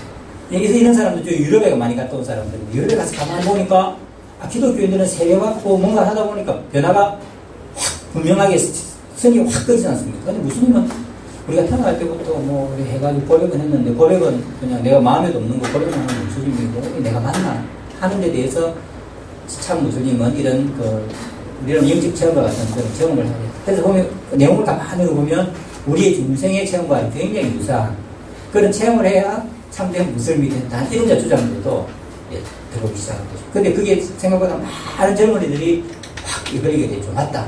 그렇게 밋밋하게 되는 이게 우리가 믿는 게 맞나? 뭔가를 경험을 하고 이 사람들이 자주 이야기하는 하나님 주시는 손자국이 있어야 되는데 그런 어떤 뭔가 자국이 있어야 된다. 이런 이제 생각을 하게 되는 이런 것들이 이제 또 이슬람 내에서 일어납니다. 그러니까 자연스럽게 개인주의와 함께 신비주의, 수피즘이 강하게 일어나는 것이죠. 그다음 마지막 네 번째가 뭐냐면 um마와 제마트 사이의 갈등이라고 하는 이것도 첫 번째의 어떤 영향입니다. um마라는 것 잘 아시지만 이슬람 공부하신 사람 이슬람인 다 우리랑 말하는 보편교회나 마찬가지죠. 모든 세계 이슬람은 하나다. 이슬람의 어떤 세계적인 공동체를 위해서 우리가 다 함께 노력을 해야 이게 um마입니다. 근데 제마트라는 말은 뭐냐면 우리가 말하자면 좀 더 작은 공동체라고 이야기할 수 있죠. 100명이든 200명이든 작은 공동체, 이것이 이제, 그래서 최근에 와서는 포스모더니즘의 영향이죠. 나라도 의미가 없고 큰 것은 별로 의미가 없는 것입니다. 그래서 제마트라는 이것은 뭐냐면 함께 소통을 통해서 공감할 수 있는 사람들이 모여서 살아가는 공동체라고 이제 볼 수 있습니다. 도시 생활에서 한번 보시면 우리나라도 마찬가지지 않습니까? 우리 이제 연세 드신 분들은 고향이 있죠. 우리 애들은 고향이 없습니다. 젊은 애들은 어느 아파트에서 태어났다가 아파트 재개발되고 없어지는 거죠. 그러다가 다른 데 초등학교 이곳에서 갔다가 중학교 때 저리 갔다가 니 어디 출신이라고 나는 고향은 우리 고향이 생각나는 것이 있습니다. 물 흐르고 시골에 내가 좀 바위 가면 그대로 있거든요. 약간 변하긴 했지만 눈을 딱 감으면 떠오르는 고향의 봄이 있는데 요즘 애들은 이 고향 어디 가면 생각나는 게 없죠. 아파트 좀 싹 없어지고 그래서 굉장히 외롭습니다. 나는 가면 지금도 가면 제가 원래 이름이 상원이었는데 할아버지 닭꼬라는 할아버지 전 잘 뭐라면 아이고 우리 상원이 왔나 나이 50이 넘는데 아직도 머리 쓰다듬어 주면서 이 문디 잘 있었나 내 아버지 많이 닮았네.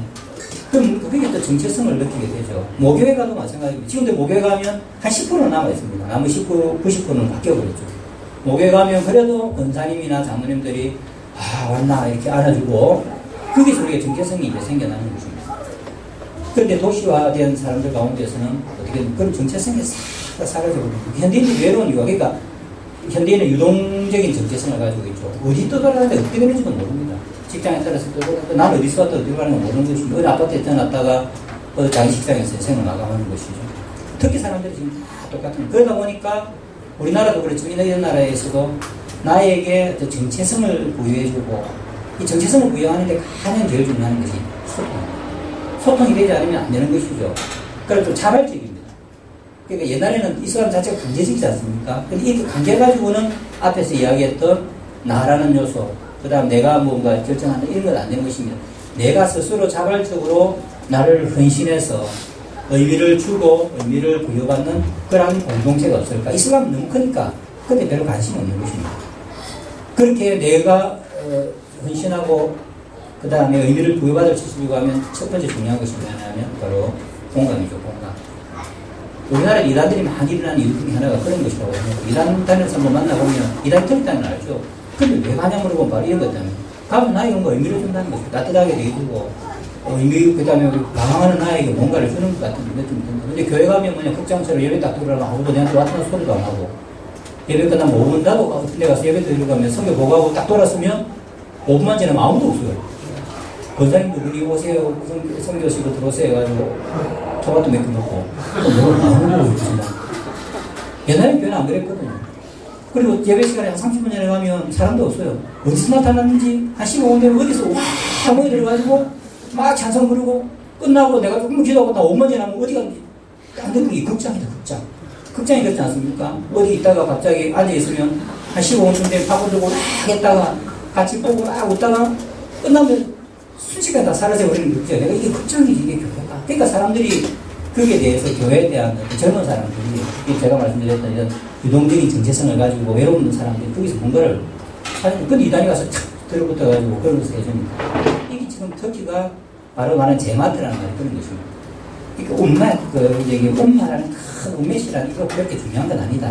나에게 의미를 구해주고 나에게 또 친절함을 주고 나에게 삶았을 때 어려울 때 도와주고 언제든지 찾아가면 따뜻하게 나눌 수 있는 그런 제맛이 중요하다. 그래서 이건 크면 안 되죠. 너무 크면 이게 이루어지지 않고.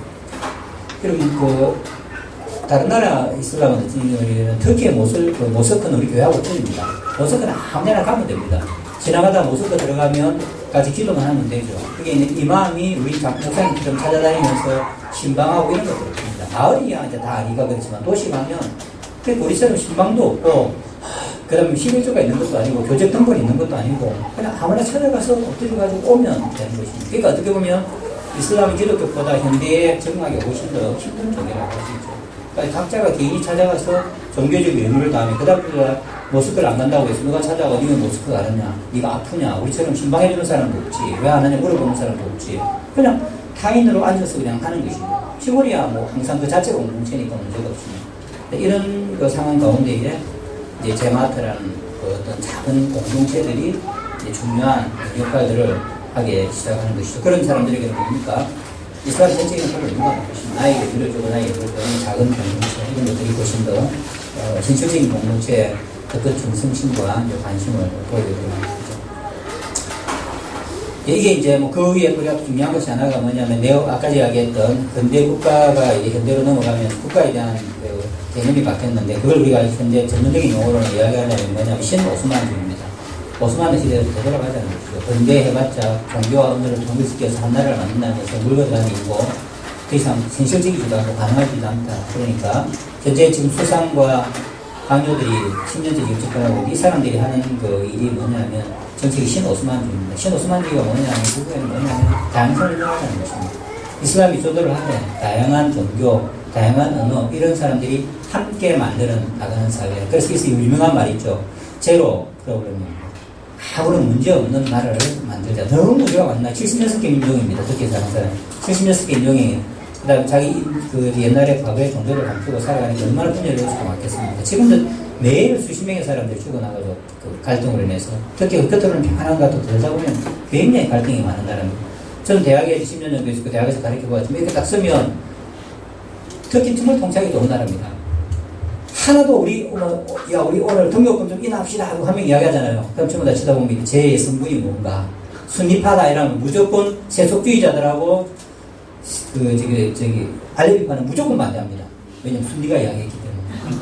그리고 알레비파가 일어나가지고 요즘 교수님 강의가 좀 부실하지 않습니까? 교수님한테 강의 좀 잘해달라고 부탁합시다 하라면 당장 순위파는 뭡니다. 결혼도 안 하고 상종도 안 하고 밥도 같이 먹으러 안 갑니다. 이게 겉으로는 평안한 나라 같지만 그러니까 다양성 한다지만 사실은 사이좋게 지내면서 다양성 인정하는 것이 아니고 묵인하면서 스스로 지내는 것이죠. 그러니까 항상 사실은 잠재적인 폭발 가능성이 있다고 볼 수 있는 거죠. 이걸 해결하기 위해서 특히 정부가 낸 것이 뭐냐면 신오스만주의입니다. 이 신오스만주의를 집행하고 난 뒤에 여기 교회가 굉장히 부드러워진 것이죠. 굉장히 부드러워지고 우리가 사회가 굉장히 편해졌다고 이야기할 수 있습니다.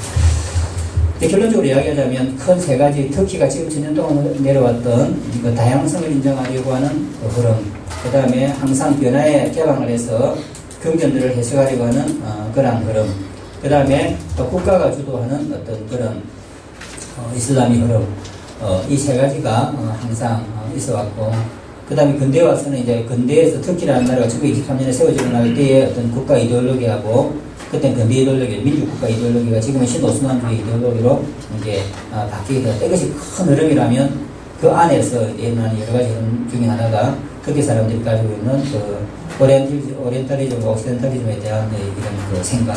두 번째로는 뭐냐면 경전 해석의 다양성. 모든 사람들이 스스로 경전을 해석하려고 하는 이러한 경향들.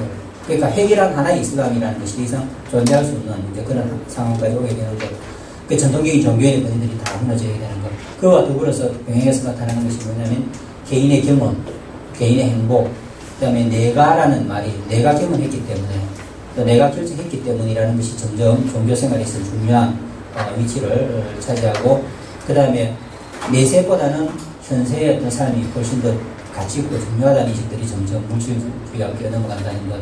그와 함께 제가 이제 말씀드렸던 큰 하나의 다 일반적이죠. 큰 이슬람의 어떤 um마라는 큰 이슬람의 대입보다는 나에게 의미를 주는 작은 공동체들을 중심으로 한 이런 흐름, 이런 것들이 지금 터키가 불과 요 한 20년 사이에 터키에서 일어나는 그런 현대적인 흐름이 있고 또 터키 이슬람의 현대적인 그 이슈들이라 그렇게 할 수 있습니다. 이런 것들 우리가 이제 한번 염두에 두고 우리 한 10분 정도 마지막으로 마무리를 한번. 이것들이 그러면 우리가 오늘 터키에서 선교하고 사역하는데 함의하는 내용이 무엇인가, 의미하는 내용이 무엇인가, 이것을 우리가 한번 마지막으로 한번 살펴보려고. 이렇다면 여러분 질문하고, 이렇다면 우리가 여러분들이 만일에 터키에 있는 선교사라고 이야기한다면 어떤 식의 선교를 할 수 있을 것이다, 어떤 선교를 해야 효과적이다라고 생각이 됩니다. 그냥 생각나는 대로 한번 이야기해 보시면. 예. 최근에 터키에서 불가리를 했잖아요. 예, 뭐 좋은 질문을 하셨는데, 터키에서 일어난 미란은 아니고, 번역을 하자면, 그러니까 산책, 공원 사건입니다. 공원이 대지랑 산책하는데, 터키는 한 지역이 있습니다. 지역이 있는데, 공원이 산책공원이죠. 이스탄불 한가운데 있는데, 기독교인들이 가장 밀집해 있는 지역입니다. 외국 사람들, 라틴 지역이죠. 타침이라고 부르는 터키 우리가 관광지에 보면 항상 거기에는 근방에는 보면 10개와 20개 정도의 교회가 있는 곳이 가톨릭 교회도 옛날에 라틴 사람들이 살던 지금도 교회들이 있고 라틴 교회들이 있고 많이 있습니다. 그곳을 헐고 적을 짓겠다는 겁니다. 쇼핑센터를. 그러니까 사람들이 이제 들고 일어났는데 그거는 이제 표면적인 사건이고 실제적으로는 그 밑에 사건이 뭐냐면 다시 더 큰 사건이 있죠. 그건 뭐냐면, 제가 이제, 터키 정부가 지금 지속적으로 해왔던 이슬람화 작업입니다. 이런 흐름이 있지만, 이런 흐름 중에서도 터키 지금 정권을 잡은 사람 신학 출신이고, 수상부터 시작해서 장관 다 신학 출신입니다. 그러니까 신학 출신이란 말이면 우리로 말하면 성경중고등학교 나와가지고, 대학에는 일반 대학 간 사람들이죠. 나 우리나라에 성경중고등학교 부활시켜야 되겠다. 그래서 대학을 한 2년에 푹 지난 사람들입니다. 그리고 아까 현대 이슬람을 주축하는 사람들이죠. 이 사람들이 이거 하는 것이 뭐냐면 아까 현대화 물질이 들어오는데 이걸 무조건 무방비로 받아들일 수 없다는 거죠. 경제를 발전시키면서 이 수상이 정권 잡았을 때 2001년에 그때까지도 사실은 국민소득은 2,000불밖에 안 됐습니다. 그러니까 1,800불에서 얼마 안 났죠. 불과 10년 만에 지금 12,000불이 된 겁니다. 그러니까 절대적인 국민의 한 70%가 지지를 하고 있습니다. 그러면서 또 아까 신오스만주의 해가지고 현대에다가 다 개방을 한 것입니다. 우리가 거기까지 막을 수 없으니까 현대를 다 하자.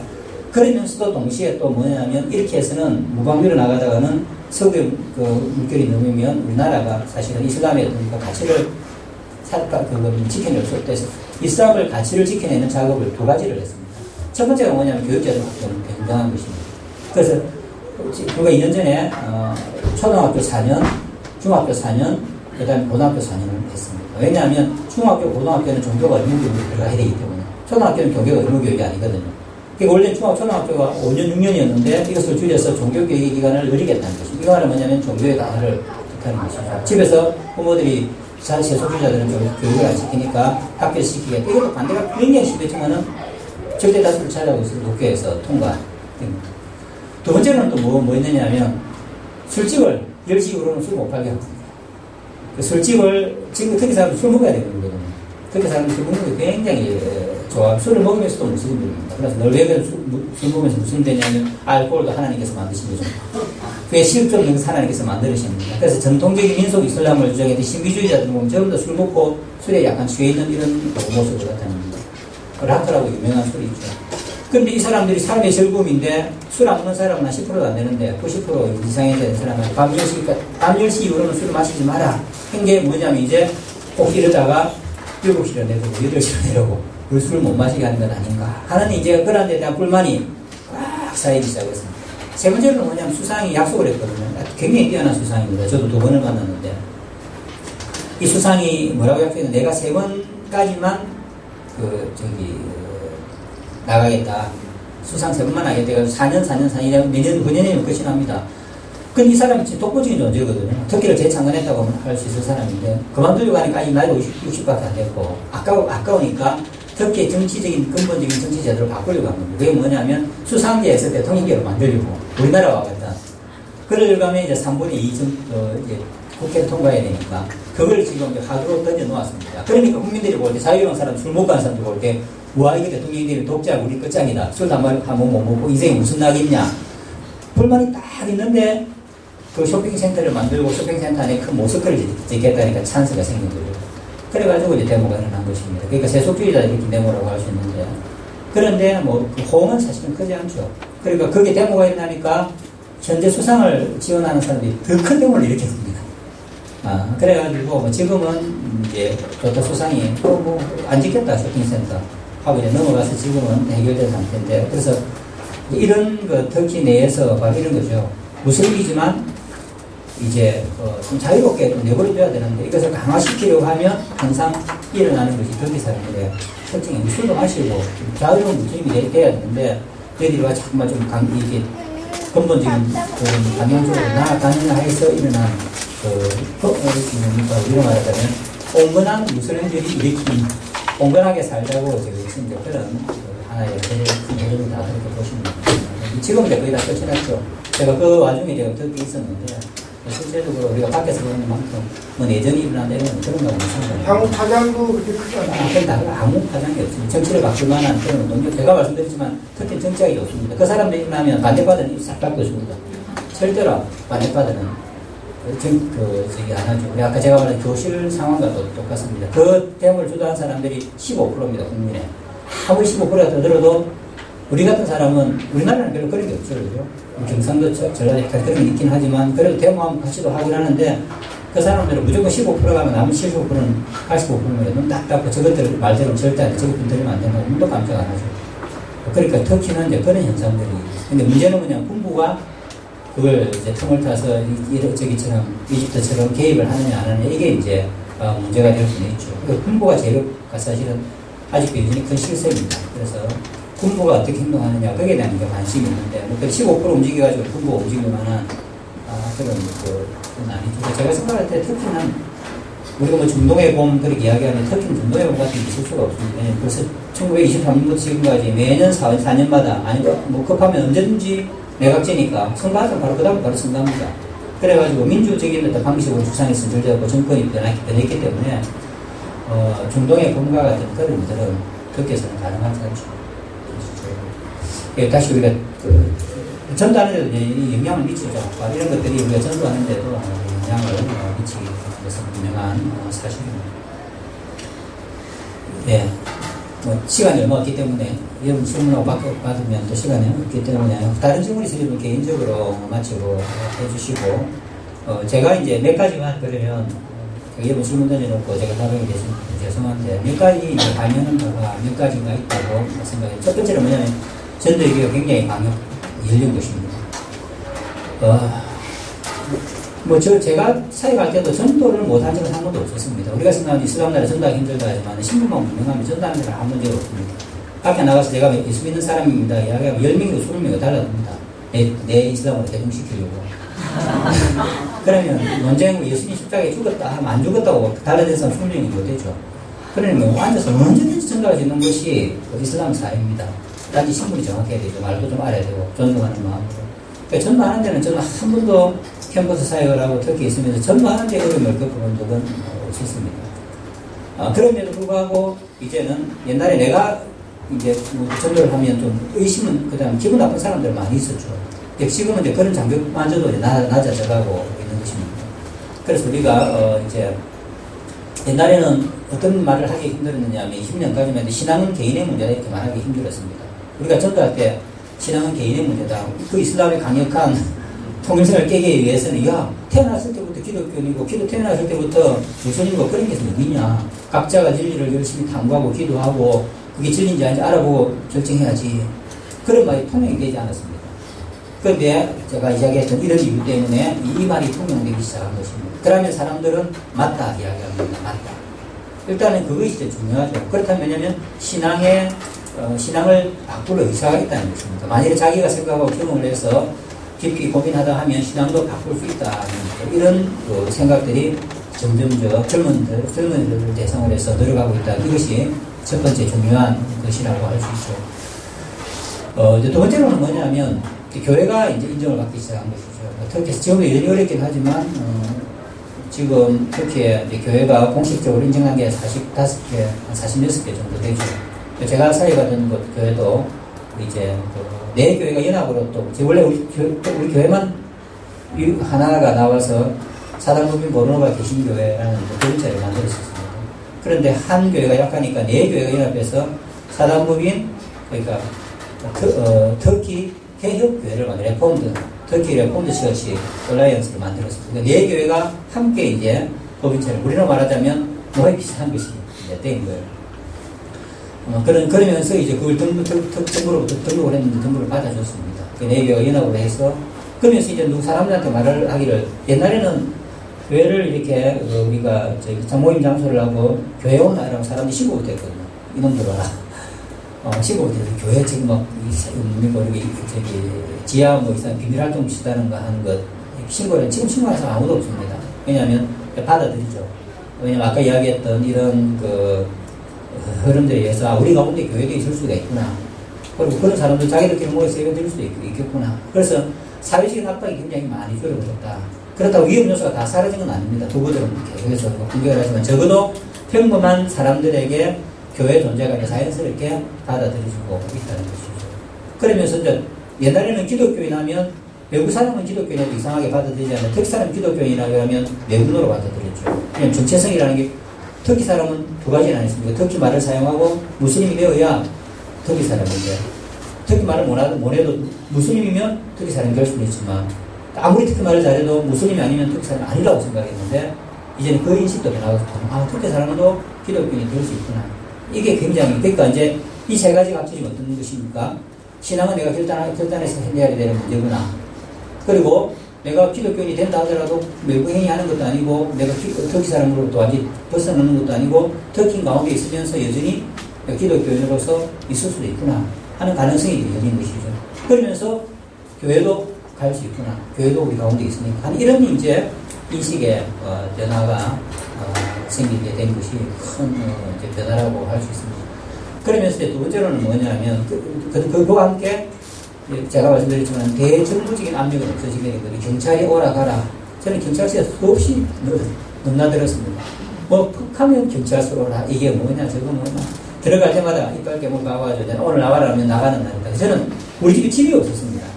그냥 언제 나가라면 나가야 되니까 뭐 집을 살 수가 있어요. 사놓고 나가라면 가지고 못하는데 우리 집 가면 그냥 보따리 몇 개씩 갖다 놓고 오늘 꼭 금방 도망갈 사람처럼 나가라면 나가야 되니까 항상 이제 그렇게 살았는데 지금 이제 그런 것들이 없어졌죠.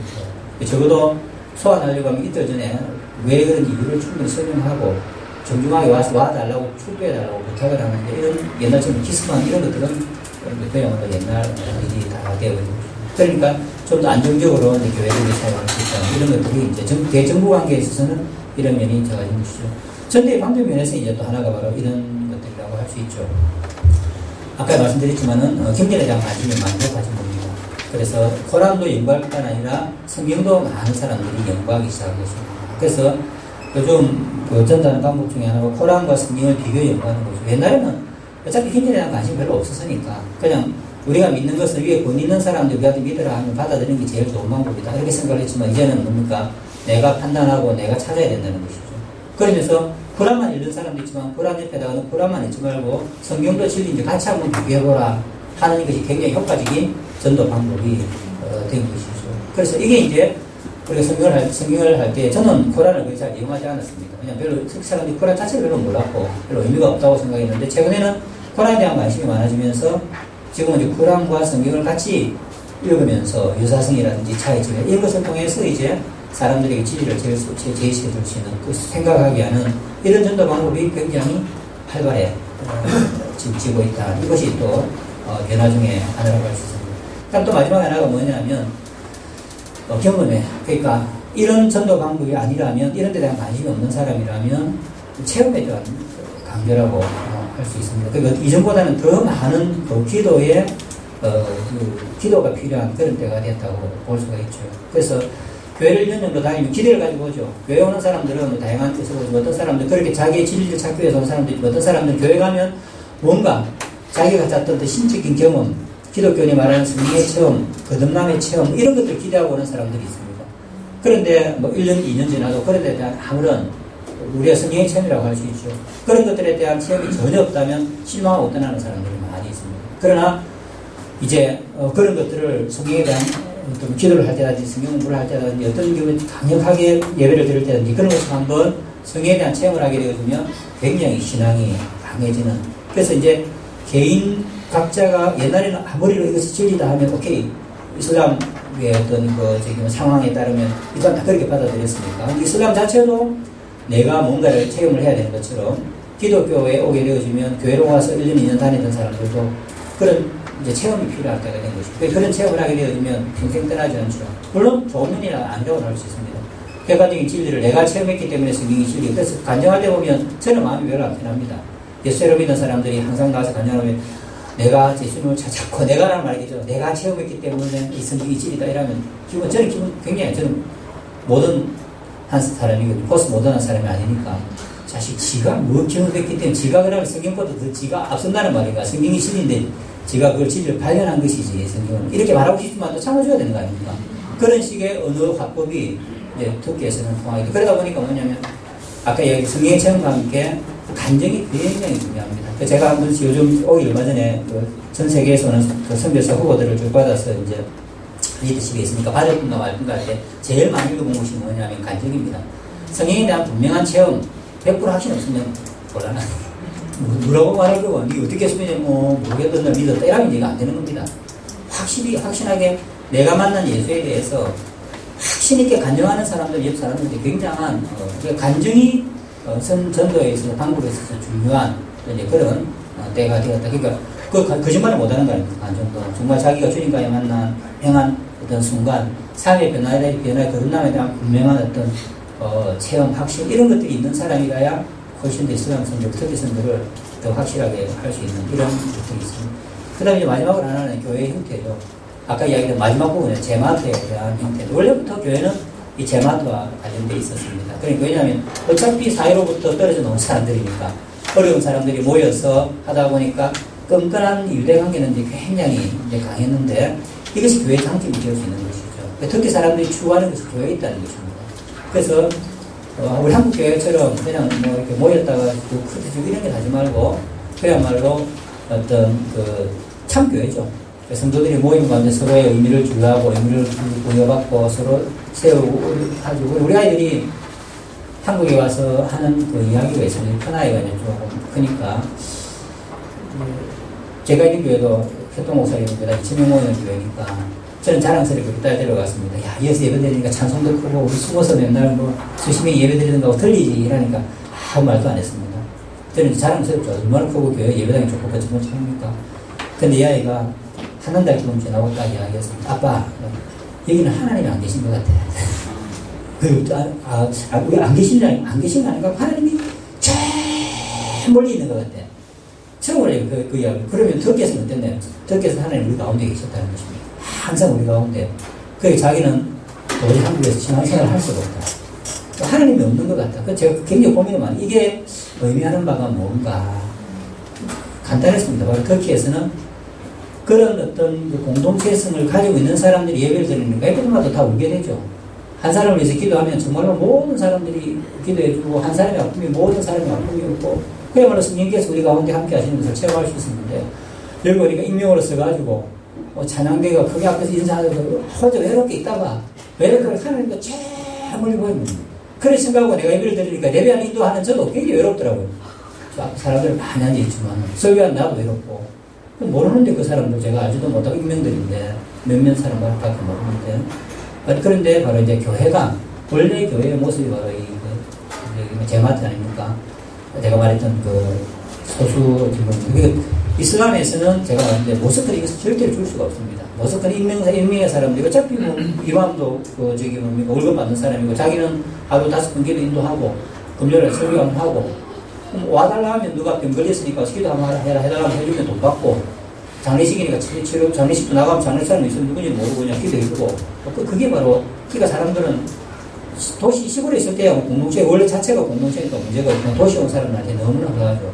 그런데 교회에 딱 오는 사람들이 공통적으로 하는 말이 뭐냐면 틀리다는 거예요. 그 끈끈함 그 하나에 대한 어떤 거 줄 수 있는 그래서 이제 또 생각하는 것이 뭐냐면 교회가 갈수록 중요하다는 것입니다. 사람이 몇 명이 모이든지 빨리 교회를 형성해서 그 교회가 가지고 있는 터키 사람들, 도시화 된, 그리고 이제 이동적인 정체성을 가지고 있는 이 도시에 있는 사람들에게 그 사람의 삶의 정체성을 구해주고 영혼에 다시 되어주고 삶의 그 어떤 그 중심성적인 역할을 해줄 수 있는 그런 교회가 그 전도에 있어서 중요한 역할을 하는 그런 시대가 되었다.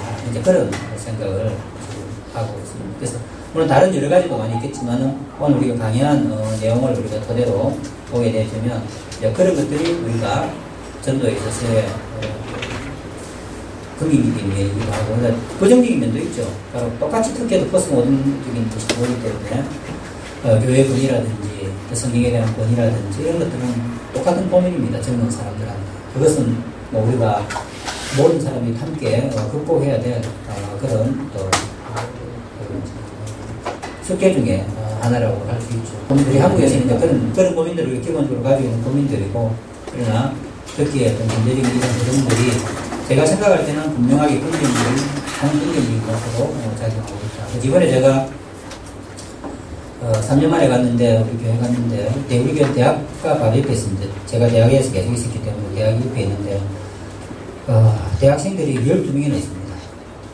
이거 생각하면 대학생 12명 아무것도 아니고, 터키에서 대학생 12명은 엄청난 겁니다. 그런데 매주 일주일에 2번씩 캠퍼스 전도갑니다. 이 친구들이, 대학생들이. 그리고 그 토요일마다 이제 새 생명 모임이다 해가지고, 일종의 구도자 모임이죠. 캠퍼스에 전도했던 대학생들 오라면 60명씩 모입니다. 그만큼 갈급하다는 거. 물론 다 믿는 건 아니죠. 고민하고 있는 것입니다. 특히 젊은이들이. 기독교 와서 계속 탐구 중이죠. 여전히 아까 전에 말씀드렸지만 한꺼번에 근대 현대로 확 넘어간다든지 국가적인 의식 이런 것들이 한꺼번에 싹 바뀌는 건 아닙니다. 지금 터키는 이게 제가 말씀드렸기는 이제 변환기에 있기 때문에, 옛날에는 제가 20년 전에 우리 교회 하면은 교회 발 디딘 것만 해도 이게 외국적인 행위고 나라를 개발하는 행위라고 생각했는데, 지금은 쉽게 발을 들이고 고민할 수 있는 그 단계까지 터키 같은 경우에는 오게 된 것이죠. 그래서 이제 대학생 사회 같은 것들이 굉장히 중요한 그런 시점이 되었다는 그런 생각을 많이 하게 되었습니다.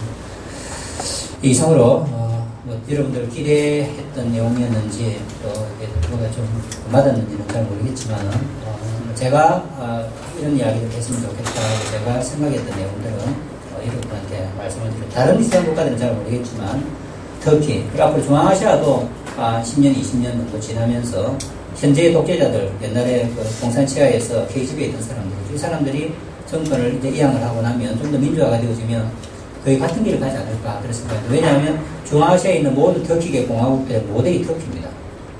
그래서 거의 터키이기 때문에 시간만 좀 차이 나지, 제가 중앙아시아에 있는 나라들 보면서 한 3, 40년 전에 터키를 보는 것하고 유사하다. 그런 생각들을 많이 하고 있습니다. 그래서 아마 다른 이슬람, 아랍이라든지 동남아 그 무슬림 국가들은 잘 모르겠지만은 중앙아시아들은 거의 터키의 전철을 밟게 되지 않을까 하는 그런 소망이고, 그 동시에 추측들도 해보게 됩니다.